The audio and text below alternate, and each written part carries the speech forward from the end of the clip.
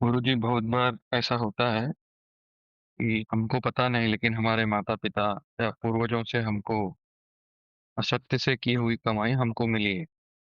उससे अभी हमारा संस्कार वासना बढ़ गए हैं या इफेक्ट आ गया है।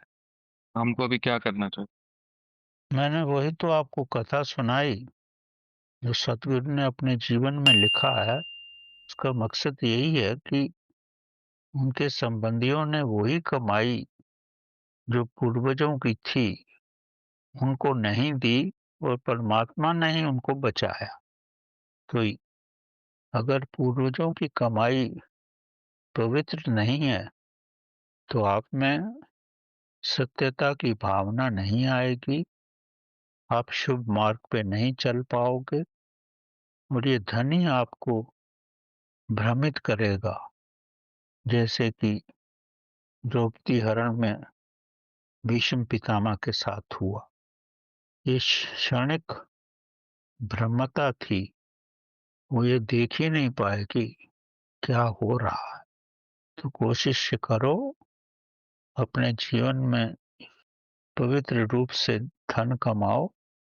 अगर परिश्रम से किया हुआ धन होगा, जिस धन में आपका पसीना निकला है, चाहे वो फिजिकल परिश्रम से हो या मानसिक परिश्रम से हो, तो वो धन आपको प्रभु के पास भी पहुंचाएगा और प्रभु का साक्षात्कार भी करवाएगा।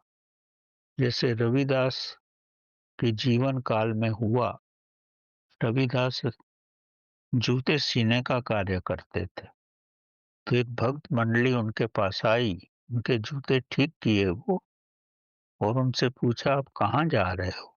वो बोल रहे कि हम गंगा स्नान को जा रहे हैं। तब रविदास ने एक पैसा भक्त को दिया और बोला कि मेरी तरफ से गंगा मैया को दे देना। प्रार्थना करना, अगर गंगा मैया अपना हाथ बाहर निकाले तो ही उसके हाथ में रखना, नहीं तो वापस लेके आ जाना। ये लोग तो लाखों रुपया दान किए, सब कुछ किए, और जब वापिस आने लगे तो उस व्यक्ति को याद आया कि रविदास ने एक पैसा दिया है, वो गंगा मैया को अर्पित करना है।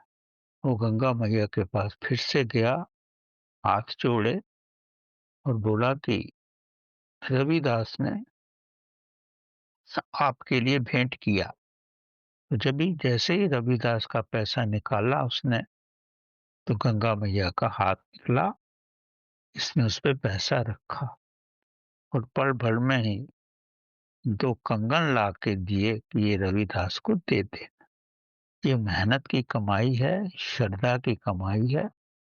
तो एक पैसा करोड़ों रुपए के कंगनों से भी बढ़ के है।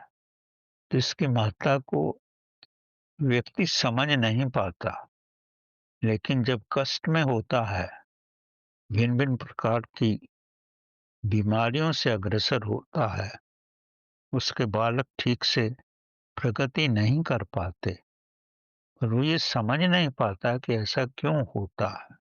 क्योंकि जिस धन से वो बड़े हुए हैं उनमें इतनी क्षमता ही नहीं है कि वो जीवन में उन्नति कर सकें और प्रभु के पास जा सकें।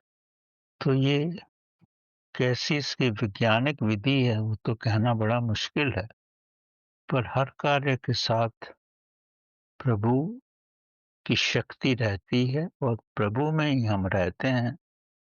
उसे ही सब मालूम है कि हम कैसे कमाते हैं, कैसे जीते हैं और कैसी हमारी वृत्तियां हैं। उससे हम कुछ भी नहीं छुपा सकते। जब तक व्यक्ति इस चीज को नहीं समझता, नहीं आभास कर पाता, तो कष्ट ही पाता रहता है।